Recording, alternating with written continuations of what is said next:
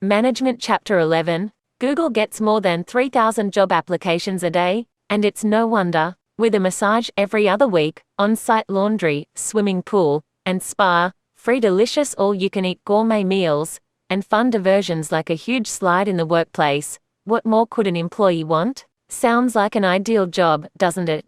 However, many people are demonstrating by their decisions to leave the company that all those perks, and these are just a few, aren't enough to keep them there. Google is number 1 on the list of ideal employers, and has been in the top 5 of Fortune's list of best companies to work for 5 years running, and was number 1 on the list for 2 of those years. But make no mistake, Google's executives offer these fabulous perks for several reasons: to attract the best knowledge workers it can in an intensely competitive, cutthroat market, to help employees work long hours and not have to deal with time-consuming personal chores, to show employees they are valued, and to have employees remain Googlers, the name used for employees for many years. Yet, employees continue to jump ship. As one analyst said, yes, Google's making gobs of money. Yes, it's full of smart people. Yes, it's a wonderful place to work. So why are so many people leaving? Chapter Summary 11.1 Define and explain motivation. Motivation is the process by which a person's efforts are energized, directed, and sustained toward attaining a goal. The energy element is a measure of intensity or drive. A high level of effort needs to be directed in ways that help the organization achieve its goals. Employees must persist in putting forth effort to achieve those goals. 11.2 Compare and contrast early theories of motivation. Maslow's hierarchy of needs. Individuals move up the hierarchy of 5 needs: physiological, safety, social, esteem, and self-actualization, as needs are substantially satisfied. A need that's substantially satisfied no longer motivates. A Theory X manager believes that people don't like to work, or won't seek out responsibility, so they have to be threatened and coerced to work. A Theory Y manager assumes that people like to work and seek out responsibility, so they will exercise self-motivation and self-direction. Herzberg's theory proposed that intrinsic factors associated with job satisfaction were what motivated people.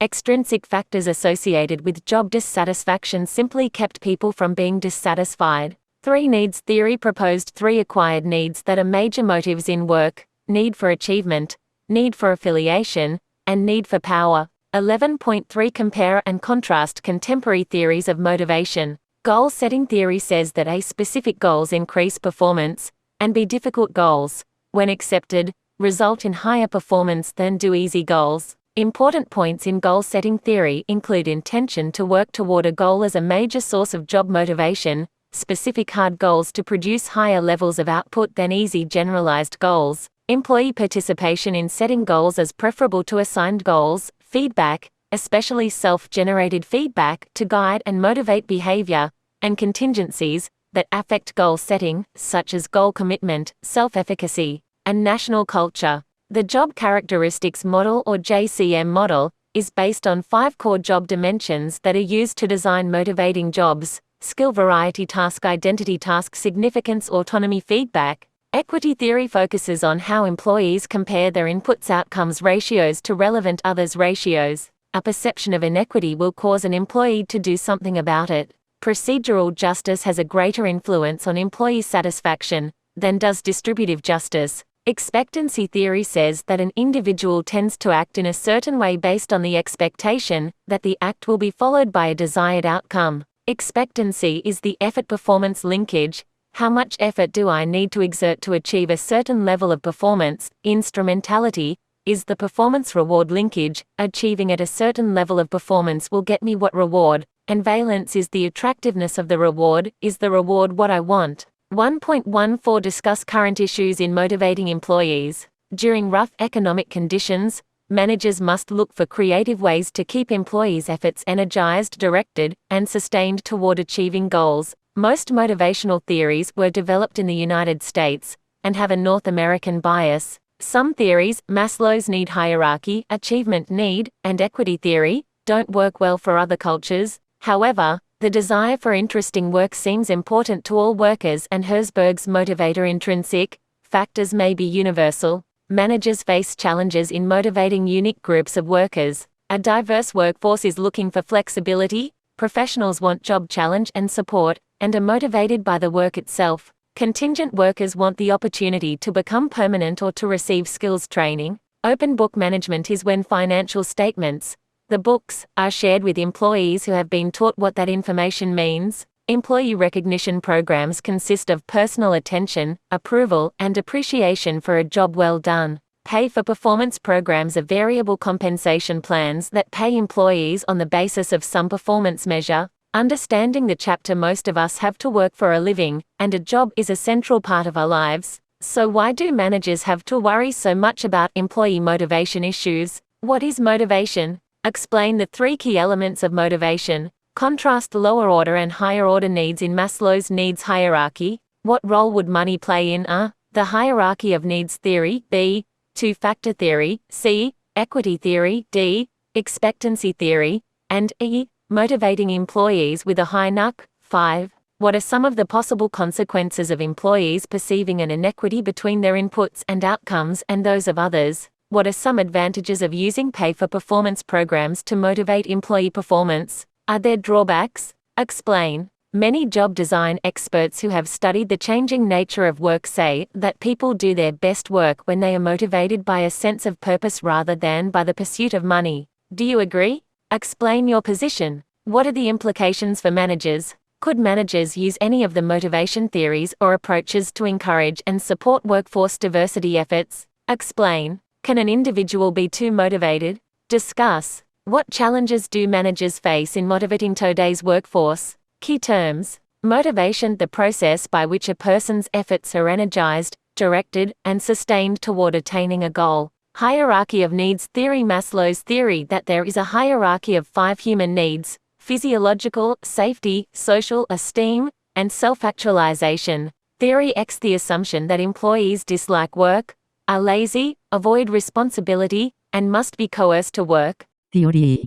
The assumption that employees are creative, enjoy work, seek responsibility, and can exercise self-direction. Two-factor theory. Herzberg's motivation theory, which proposes that intrinsic factors are related to job satisfaction and motivation, whereas extrinsic factors are associated with job dissatisfaction. Hygiene factors, factors that eliminate job dissatisfaction, but don't motivate. Motivators, factors that increase job satisfaction and motivation. 3 needs theory. McClelland's theory, which says that 3 acquired, not innate, needs, achievement, power, and affiliation, are major motives at work. Need for achievement, NUC, the drive to succeed and excel in relation to a set of standards. Need for power, NPow, the need to make others behave in a way that they would not have behaved otherwise. Need for affiliation, NAF, the desire for friendly and close interpersonal relationships. Goal-setting theory, the proposition that specific goals increase performance, and that difficult goals, when accepted, result in higher performance than do easy goals. Self-efficacy, an individual's belief that he or she is capable of performing a task.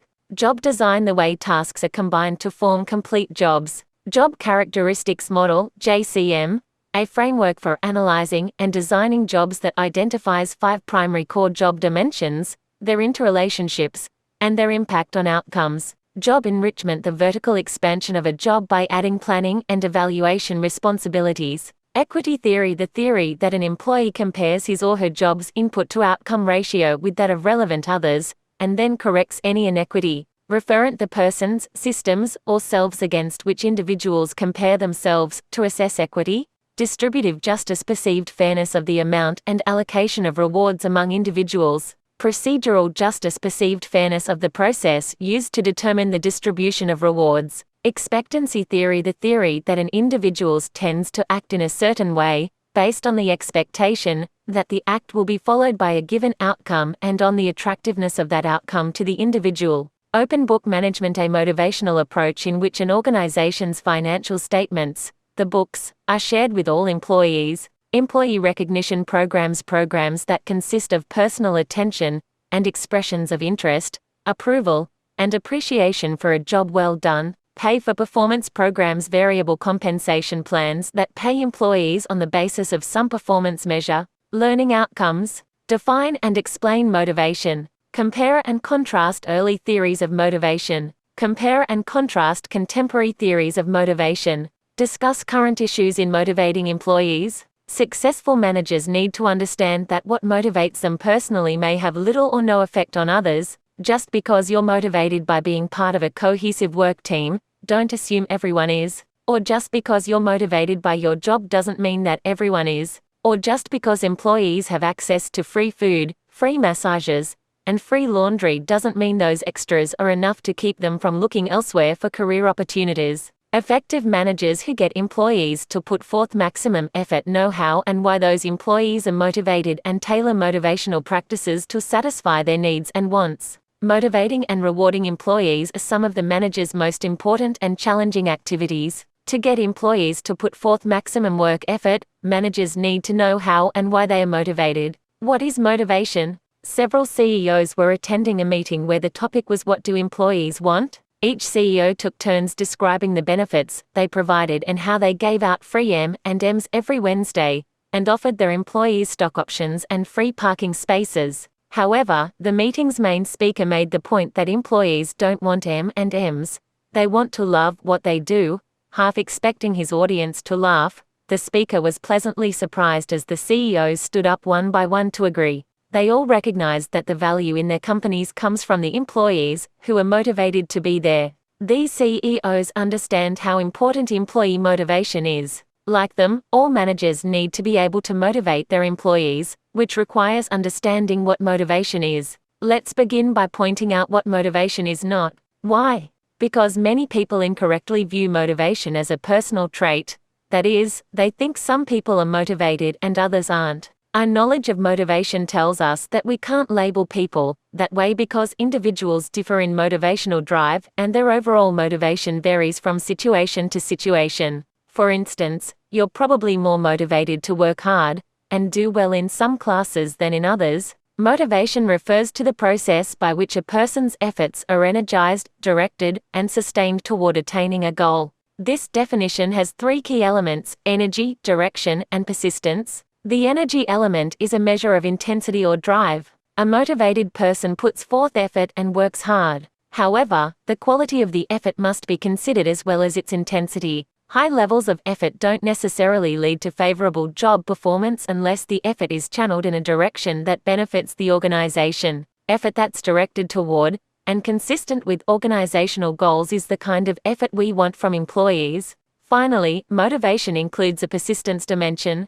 We want employees to persist in putting forth effort to achieve those goals. Motivating high levels of employee performance is an important organizational concern, and managers keep looking for answers. For instance, a Gallup poll found that a large majority of U.S. employees, some 73%, are not excited about their work. As the researchers stated, these employees are essentially checked out. They are sleepwalking through their workday, putting time, but not energy or passion, into their work. It's no wonder then that both managers and academics want to understand and explain employee motivation. What do the early theories of motivation say? The 1950s and 1960s were a fruitful time for the development of motivation concepts. Four specific theories formulated during this period are probably still the best-known explanations of employee motivation, although they've been criticized and questioned. They include the hierarchy of needs theory, theories X and Y, the two-factor theory, and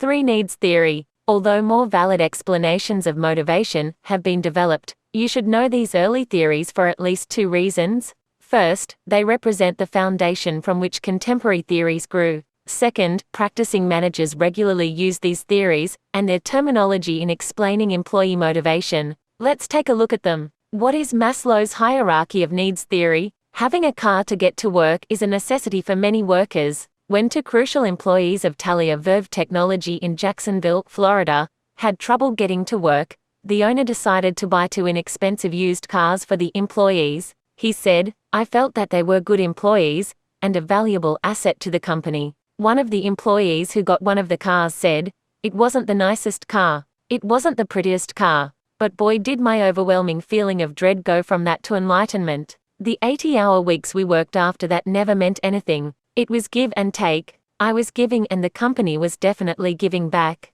This manager understood employee needs, reliable transportation being an essential need for employees to be able to get to work, and their impact on motivation. The first motivation theory we're going to look at addresses employee needs. The best-known motivation theory is probably Abraham Maslow's hierarchy of needs theory. Maslow was a psychologist who proposed that within every person is a hierarchy of 5 needs: physiological needs, food, drink, shelter, sex, and other physical requirements, safety needs, security and protection from physical and emotional harm, as well as assurance that physical needs will continue to be met, social needs, affection, belongingness, acceptance and friendship, esteem needs, internal esteem factors such as self-respect, autonomy, and achievement, and external esteem factors such as status, recognition, and attention, self-actualization needs, growth, achieving one's potential, and self-fulfillment, the drive to become what one is capable of becoming.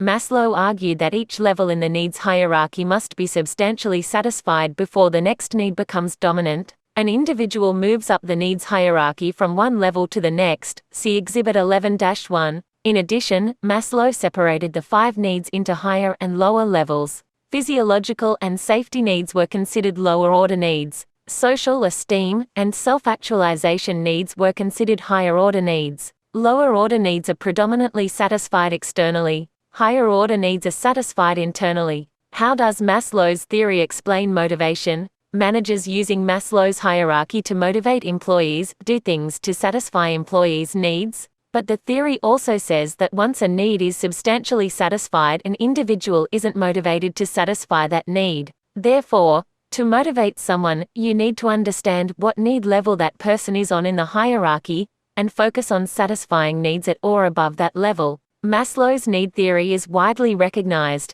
especially among practicing managers. Its popularity probably can be attributed to the theory's intuitive logic and ease of understanding, but Maslow provided no empirical support for his theory, and several studies that sought to validate it could not. What are McGregor's Theory X and Theory Y? General Motors' new CEO has been described as brash, blunt, and demanding. Critics say that his approach may not go over well in a company that is rebuilding itself from the brink of extinction. A manufacturing plant manager in another industry described his managerial style as, "If you're not a fan of in-your-face management, don't work here." Both these managers are examples of what Douglas McGregor called a Theory X manager. Douglas McGregor is best known for proposing two assumptions about human nature: Theory X and Theory Y. Very simply, Theory X is a negative view of people that assumes workers have little ambition, dislike work, want to avoid responsibility, and need to be closely controlled to work effectively.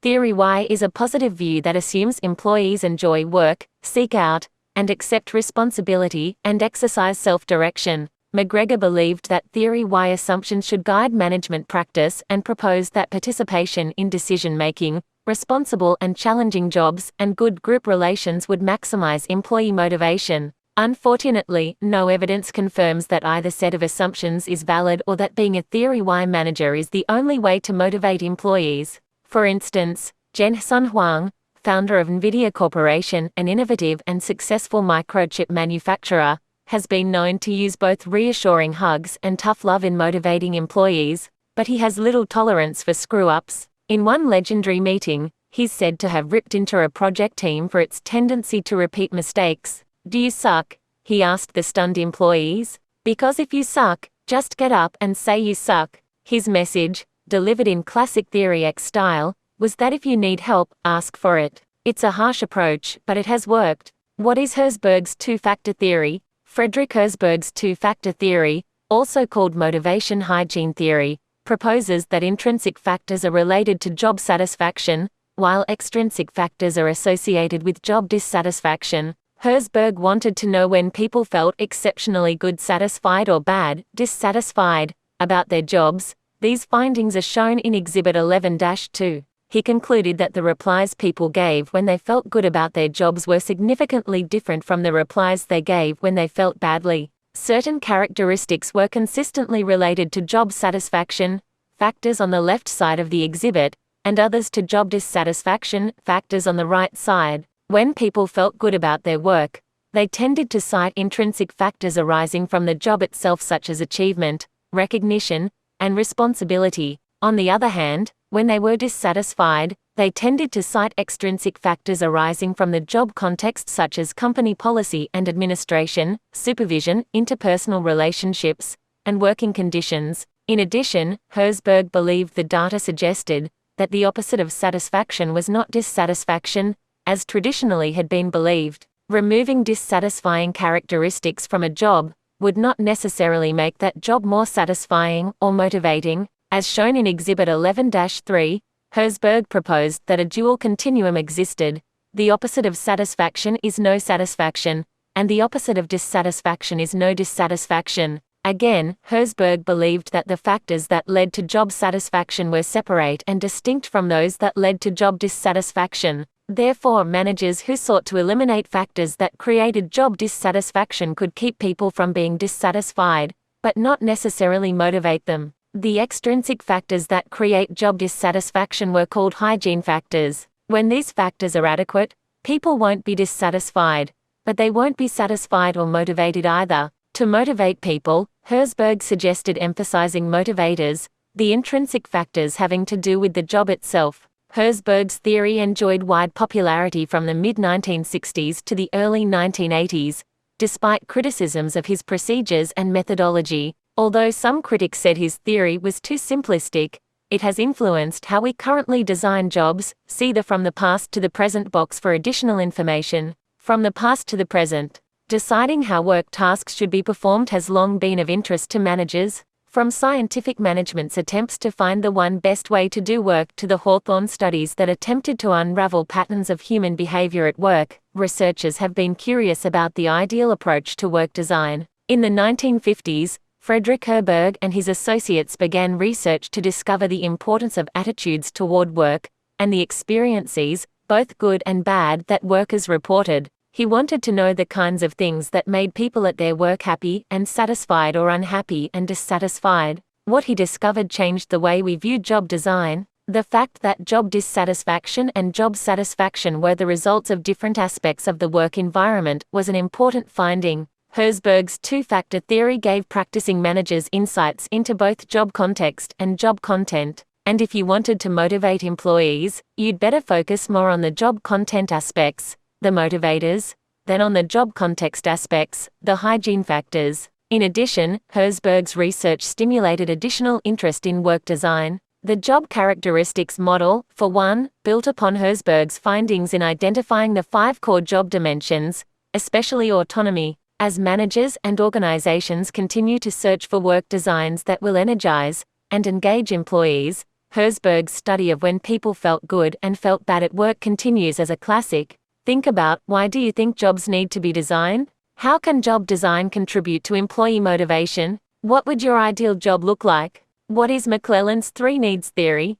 David McClelland and his associates proposed the 3 needs theory, which says 3 acquired, not innate, needs are major motives in work. These 3 needs include the need for achievement NAC, which is the drive to succeed and excel in relation to a set of standards, the need for power now, which is the need to make others behave in a way that they would not have behaved otherwise, and the need for affiliation, NAF, which is the desire for friendly and close interpersonal relationships. Of these 3 needs, the need for achievement has been researched the most. People with a high need for achievement are striving for personal achievement rather than for the trappings and rewards of success. They have a desire to do something better or more efficiently than it's been done before. They prefer jobs that offer personal responsibility for finding solutions to problems, in which they can receive rapid and unambiguous feedback on their performance in order to tell whether they are improving, and in which they can set moderately challenging goals. High achievers avoid what they perceive to be very easy or very difficult tasks.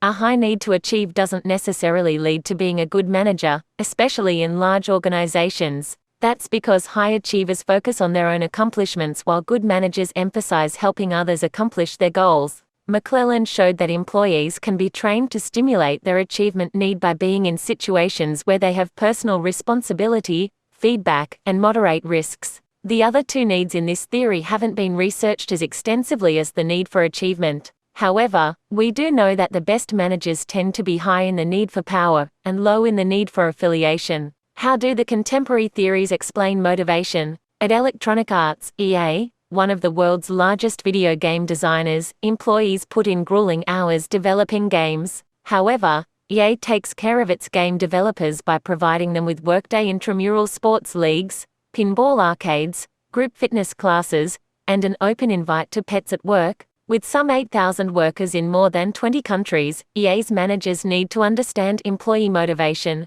The theories we look at in this section represent current explanations of employee motivation. Although these theories may not be as well known as those we just discussed, they are supported by research. These contemporary motivation approaches include goal-setting theory, job design theory, equity theory, and expectancy theory. What is goal-setting theory? Before a big assignment or major class project presentation, has a teacher ever encouraged you to just do your best? What does that vague statement "do your best" mean? Would your performance on a class project have been higher had that teacher said you needed to score a 93% to keep your A in the class? Research on goal-setting theory addresses these issues, and the findings, as you'll see, are impressive in terms of the effect that goal specificity, challenge, and feedback have on performance. Substantial research support has been established for goal-setting theory, which says that specific goals increase performance, and that difficult goals, when accepted, result in higher performance than do easy goals. What does goal-setting theory tell us?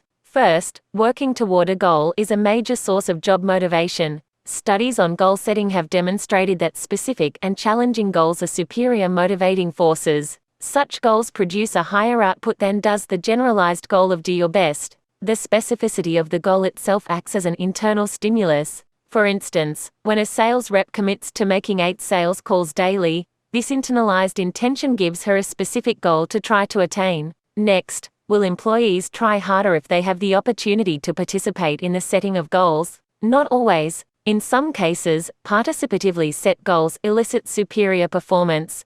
In other cases, individuals performed best when their manager assigned goals. However, participation is probably preferable to assigning goals when employees might resist accepting difficult challenges. Finally, we know that people will do better if they get feedback on how well they are progressing toward their goals, because feedback helps identify discrepancies between what they've done and what they want or intend to do. But all feedback isn't equally effective.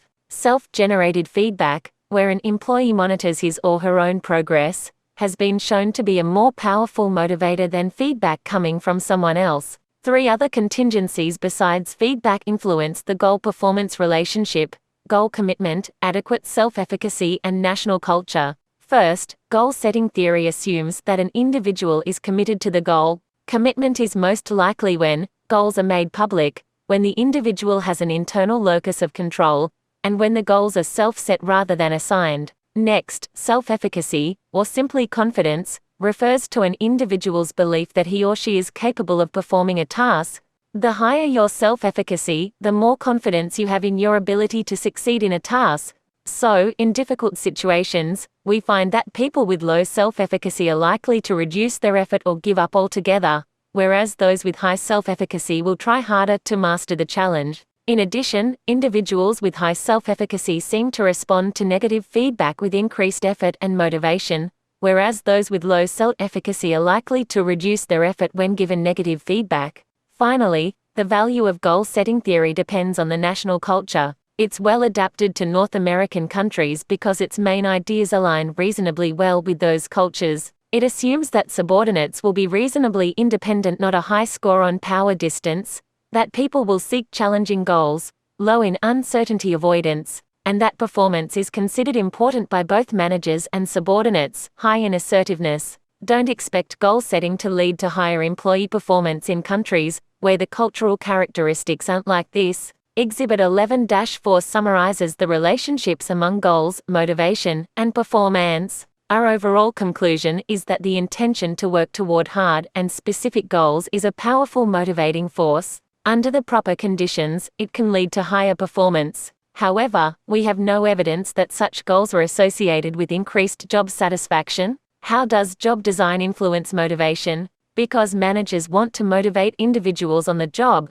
we need to look at ways to design motivating jobs. If you look closely at what an organization is and how it works, you'll find that it's composed of thousands of tasks. These tasks are, in turn, aggregated into jobs. We use the term job design to refer to the way tasks are combined to form complete jobs. The jobs that people perform in an organization should not evolve by chance. Managers should design jobs deliberately and thoughtfully to reflect the demands of the changing environment. the organization's technology, and employees' skills, abilities, and preferences. When jobs are designed like that, employees are motivated to work hard. What are the ways that managers can design motivating jobs? We can answer that with the Job Characteristics Model, JCM, developed by J. Richard Hackman and Greg R. Oldham 33. According to Hackman and Oldham, any job can be described in terms of the following 5 core job dimensions. 1. Skill variety, the degree to which the job requires a variety of activities so the worker can use a number of different skills and talents.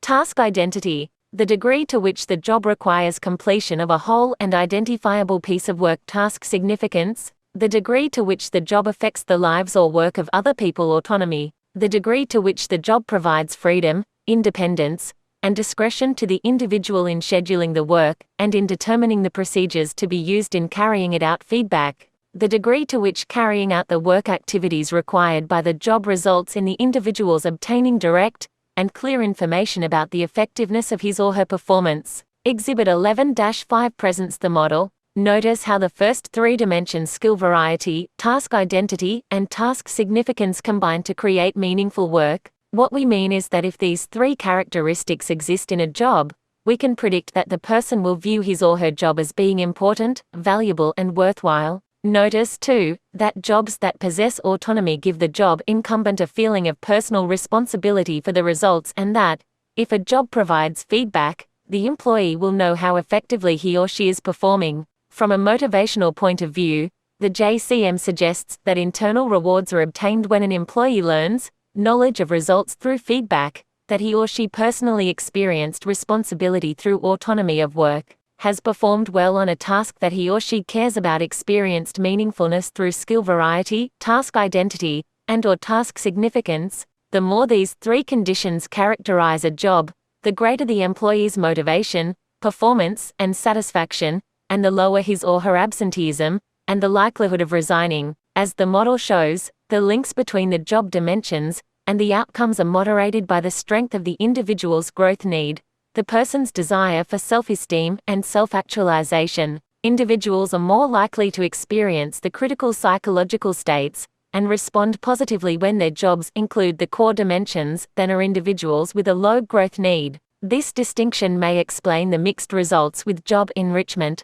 vertical expansion of a job by adding planning and evaluation responsibilities. Individuals with low growth need don't tend to achieve high performance or satisfaction by having their jobs enriched. The JCM provides significant guidance to managers for job design for both individuals and teams. The suggestions shown in Exhibit 11-6, which are based on the JCM, specify the types of changes in jobs that are most likely to improve in each of the 5 core job dimensions. What is equity theory? Do you ever wonder what kind of grade the person sitting next to you in class makes on a test or on a major class assignment? Most of us do.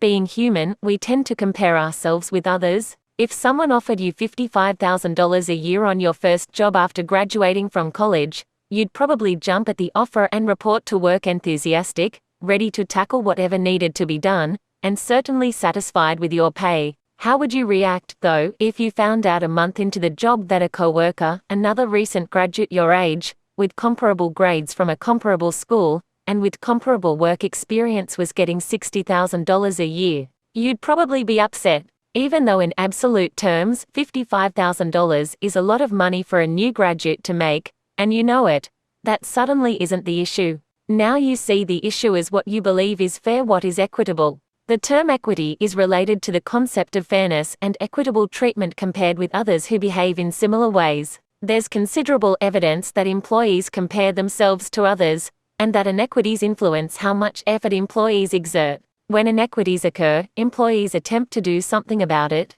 The result might be lower or higher productivity, improved or reduced quality of output, increased absenteeism, or voluntary resignation. The referent, the other person's systems, or selves, individuals compare themselves against in order to assess equity, is an important variable in equity theory. Each of the 3 referent categories is important. The persons category includes other individuals with similar jobs in the same organization, but also includes friends, neighbors, or professional associates. Based on what they hear at work or read about in newspapers or trade journals, Employees compare their pay with that of others. The system category includes organizational pay policies, procedures, and allocation. The self category refers to inputs-outcomes ratios that are unique to the individual. It reflects past personal experiences and contacts and is influenced by criteria, such as past jobs or family commitments. Originally, equity theory focused on distributive justice, which is the perceived fairness of the amount and allocation of rewards among individuals. More recent research has focused on looking at issues of procedural justice, which is the perceived fairness of the process used to determine the distribution of rewards. This research shows that distributive justice has a greater influence on employee satisfaction than procedural justice. However, procedural justice still tends to affect an employee's organizational commitment, trust in his or her boss, and intention to quit. What are the implications for managers? They should consider openly sharing information on how allocation decisions are made, follow consistent and unbiased procedures, and engage in similar practices to increase the perception of procedural justice. By increasing the perception of procedural justice, employees are likely to view their bosses and the organization as positive even if they are dissatisfied with pay, promotions, and other personal outcomes. How does expectancy theory explain motivation? The most comprehensive explanation of how employees are motivated is Victor Vroom's expectancy theory. Although the theory has its critics, most research evidence supports it. Expectancy theory states that an individual tends to act in a certain way based on the expectation that the act will be followed by a given outcome, and on the attractiveness of that outcome to the individual. It includes 3 variables or relationships. See Exhibit 11-8. Expectancy or effort performance linkage is the probability perceived by the individual that exerting a given amount of effort will lead to a certain level of performance. Instrumentality or performance reward linkage is the degree to which the individual believes that performing at a particular level is instrumental in attaining the desired outcome. Valence or attractiveness of reward is the importance that the individual places on the potential outcome or reward that can be achieved on the job. Valence considers both the goals and needs of the individual. This explanation of motivation might sound complicated, but it really isn't. It can be summed up in the questions: how hard do I have to work to achieve a certain level of performance, and can I actually achieve that level? What reward will performing at that level get me? How attractive is the reward to me, and does it help me achieve my own personal goals? Whether you are motivated to put forth effort, that is, to work hard, at any given time depends on your goals and your perception of whether a certain level of performance is necessary to attain those goals. Let's look at an example. Many years ago, when a woman went to work for IBM as a sales rep, her favorite work reward became having an IBM corporate jet fly to pick up her best customers and take them for a weekend of golfing at some fun location. But to net that particular reward, she had to achieve at a certain level of performance, which involved exceeding her sales goals by a specified percentage. How hard she was willing to work, that is, how motivated she was to put forth effort, was dependent on the level of performance that had to be met, and the likelihood that if she achieved at that level of performance she would receive that reward. Because she valued that reward, she always worked hard to exceed her sales goals, and the performance-reward linkage was clear because her hard work and performance achievements were always acknowledged by the company with the reward she valued: access to a corporate jet. The key to expectancy theory is understanding an individual's goal, and the linkage between effort and performance, between performance and rewards, and finally, between rewards and individual goal satisfaction. It emphasizes payoffs or rewards. As a result, we have to believe that the rewards an organization offers align with what the individual wants. Expectancy theory recognizes that no universal principle explains what motivates individuals and thus stresses that managers understand why employees view certain outcomes as attractive or unattractive. After all, we want to reward individuals with those things they value positively. Also, expectancy theory emphasizes expected behaviors. Do employees know what is expected of them and how they will be evaluated? Finally, the theory is concerned with perceptions. Reality is irrelevant. An individual's own perceptions of performance, reward, and goal outcomes, not the outcomes themselves, will determine his or her motivation level of effort. How can we integrate contemporary motivation theories? Many of the ideas underlying the contemporary motivation theories are complementary, and you'll understand better how to motivate people if you see how the theories fit together. Exhibit 11-9 presents a model that integrates much of what we know about motivation. Its basic foundation is the expectancy model. Let's work through the model, starting on the left. The individual effort box has an arrow leading into it. This arrow flows from the individual's goals. Consistent with goal-setting theory, this goals effort link is meant to illustrate that goals direct behavior. Expectancy theory predicts that an employee will exert a high level of effort if he or she perceives a strong relationship between effort and performance, performance and rewards and satisfaction of personal goals. Each of these relationships is, in turn, influenced by certain factors. You can see from the model that the level of individual performance is determined not only by the level of individual effort, but also by the individual's ability to perform and by whether the organization has a fair and objective performance evaluation system. The performance-reward relationship will be strong if the individual perceives that it is performance rather than seniority, personal favorites, or some other criterion that is rewarded. The final link in expectancy theory is the rewards-goal relationship. The traditional need theories come into play at this point. Motivation would be high to the degree that the rewards an individual received for his or her high performance satisfied the dominant needs consistent with his or her individual goals. A closer look at the model also shows that it considers the achievement need, reinforcement, equity, and JCM theories. The high achiever isn't motivated by the organization's assessment of his or her performance or organizational rewards, hence the jump from effort to individual goals for those with a high NUC.